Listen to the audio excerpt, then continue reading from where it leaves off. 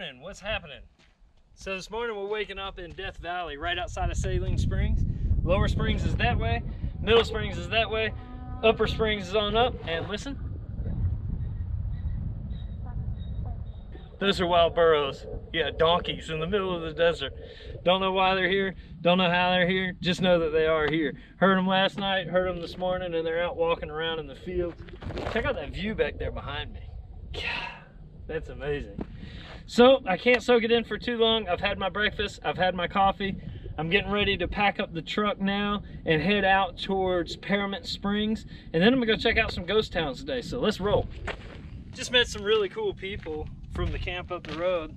That's one of the best things about coming out here to these spots is, you know, inevitably you're out here by yourself most of the time, but then you run into folks that are out here doing the same exact thing that you are, which is just enjoying the outdoors.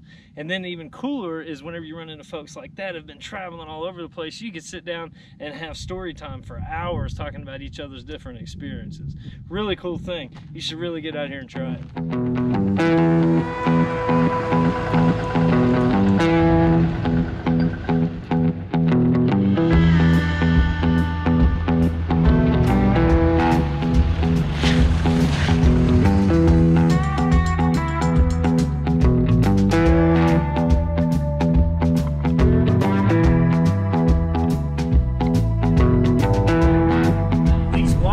With the big 37s, you can get about 40 to 50 miles an hour and not necessarily feel them. Any slower than that, you're going to feel them. The problem with the 40 or 50 mile an hour is you really have to pay attention. If you're not paying attention, then you could get hemmed up pretty quickly.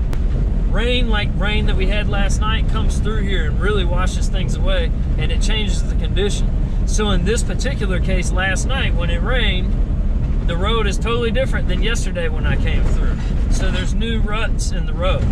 These are just washboards. That's how bad they are. That's about 40, 42 right there. You can go about 45 and they'll smoothen out a little bit.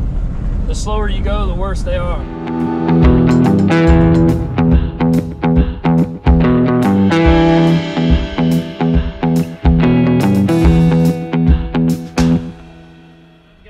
Quarter tank of gas, a little over a quarter tank of gas. It's saying my range is 115 miles. The thing is about out here is I only traveled like 100 miles yesterday. 7.5 hours we've been traveling, so it's hard to tell the mileage.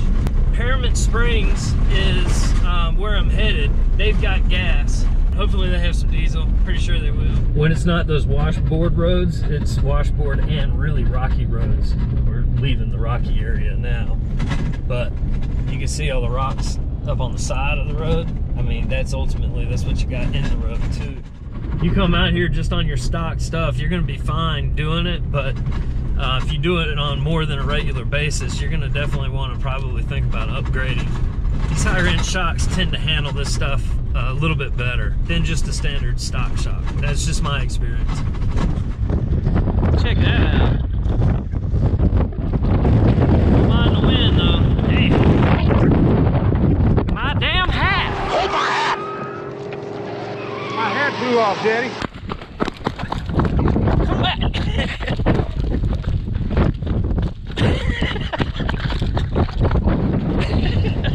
I've got to figure out where the hell I'm at, how far it is to a gas station, because I've only got 96 miles. 96 miles to get to a gas station. It appears that the road that I need to be on is 117 miles. Permit Springs is right there in the middle of that, so I should be good to go. At any rate though, I need to hurry it up and get moving. So let's roll. Listen, I'm here to tell you, you mess around and get hemorrhoids riding around through here, bumps on all this. God almighty, boy, I'm telling you. I do have it in 4 high, as I do with just about any time that I get on any kind of dirt, gravel roads, anything like that. I go ahead and put it in 4 high. Some people may have a difference of an opinion, and I've kind of always lived by the rule of if 4-wheel drive can help you out, go ahead and switch it into 4-wheel drive. Now, the downfalls of that is that you use up a little bit more gas. I don't think that it's that much more gas though. 616 miles. Average miles to the gallon is 11. Average miles per hour, get this, 29.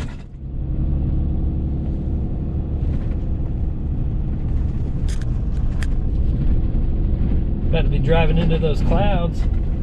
So it says that it's 17.4 miles till the gas station. I'm pretty sure that that's crow's fly miles, so straight on. We got 66 miles to go. Should be straight. You get to go hauling ass down this hill right here, and I promise you it'll be a bad day if you hit one of these rocks, get upset, lose control, anything can happen. These little spots where the road kind of washes away sometimes get just a little puckery. You know what I mean? Falling rock, Jesus. Always? Like, is it always falling? Damn. That one up there, look, that one up there looks like it's about to fall for real. But that thing goes tumbling down. You just better make sure it's your lucky day, you know what I mean? And another thing is if one of those fall down and then block up this road. Damn. Hey man, nature wins out here. Mother Nature shake you off like a bad case of the fleas. Those clouds we saw earlier? Yep, we're in them now. There's not too many more things I've ever experienced that are as eerie as the desert. Then you mix this fog in with it. Buddy, I'm here to tell you, it's pretty, you definitely realize how alone you are out here. I got a question for you. Is it still considered fog if it's just the clouds, or is fog considered fog when it's inevitably just the clouds? Well, these clouds have given me a serious case of CSS. Can't see shit. Here's one of those fallen rocks. I don't know what the hell kind of creature that is, but damn. Yo. Hey, you gonna be able to sneak by? Well, that'd be great if you could spot for me. Absolutely. Yeah, excellent.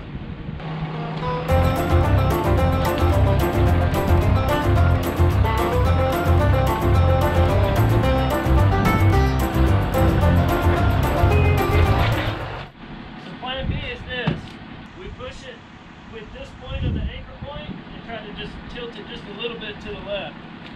Sure, truck. Yeah, I mean, what do you think? Can you line just this point up to it? Yep. Yep. And I'll just go real nice and easy and try to just push it out the way with that anchor point. You want to hit here to here? Somewhere along here, just as long as it's not hitting nothing else.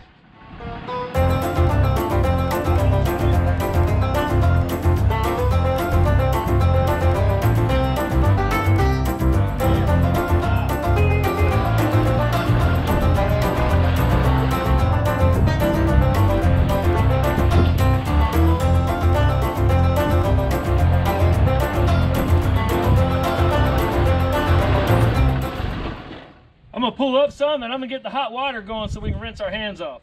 Wow, what an ordeal. All right, so that was a little bit of a hitch in the plan. Now we're gonna make sure he should be able to climb right through here with the FJ. The thing is, with the 3500, not only is it really long, but it's really wide. And you've got all the extra stuff to worry about too, tipping and all. But we were able to make it out there with only minor scrapes, and we're straight. No scrapes to the paint, only to the body armor, so we're A-okay.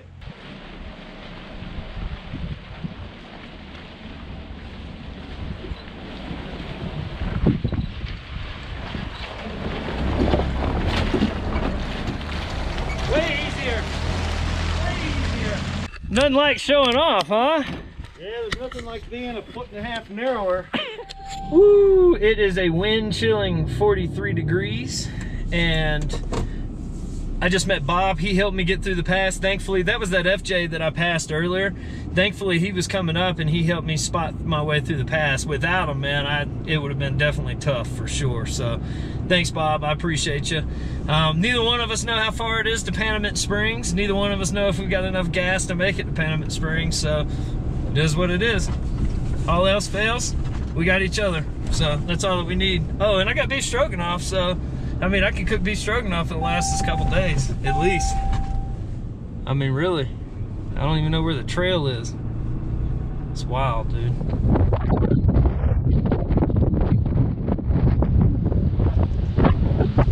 Would y'all believe that I'm actually in a forest? Yeah, a forest. 4,000 acres of a forest, actually. 4,000 acres of a forest of Joshua trees. Check it out.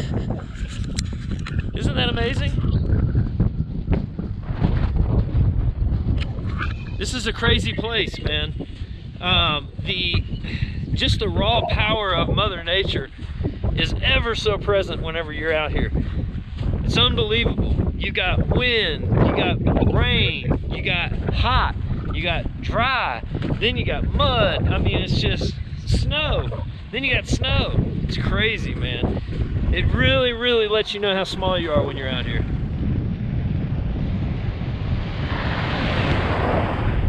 So over there, if you hang out at that canyon long enough, you will see jets fly down into that canyon, which is what we saw yesterday. Pretty cool, huh? Literally, I mean, just seconds after I turned the damn camera off, a jet flew right over my head, down into the valley, and it was amazing. I tried to catch a picture, but I don't even know if I got any pictures of it. That was incredible. Again, every time those things do that, man, there's something about it. I always find myself referring to places like this like as one place, and it is one place. You know, Death Valley is one place. It's a valley that is the size of Connecticut. Like, legit. The whole area is the size of Connecticut. So it's pretty damn big, and there's tons of different places you can go to in the valley. So check this out. I'm outside the general store in Panamint Springs, right? Or Panamint Springs. And here's the thing. So I've made it all the way up the pass, which is what we were trying to do in order to get gas. Here's the only problem. Take a look at the diesel prices. $5.74 a gallon, $5.44 for premium, $5.29, $5.14. That's not gouging, I don't know what is. So what I'm doing is filling up with 2 gallons worth of diesel here. I'm gonna go about 40 miles up that way where it's a whole lot cheaper. When you're the only gas station in the desert, I mean, you know? How about the flooding in the desert, huh? That's not something that you see every day. I mean, wow. How crazy is that? Oh man, now we're in a pickle. So I've made it to the stovetop place. So here's the issue, 59 mile range, and Stovetop Wells doesn't have diesel. Now I'm off to Furnace Creek, which is supposedly 24 miles up, and they've got diesel. So that's where I'm headed. That's where we got to go. Low fuel light just came on, says that I got 47 miles to go. The road is filled with sand and rocks and flooding. That's fucking ridiculous. $5.37 a gallon for fuel. Asinine.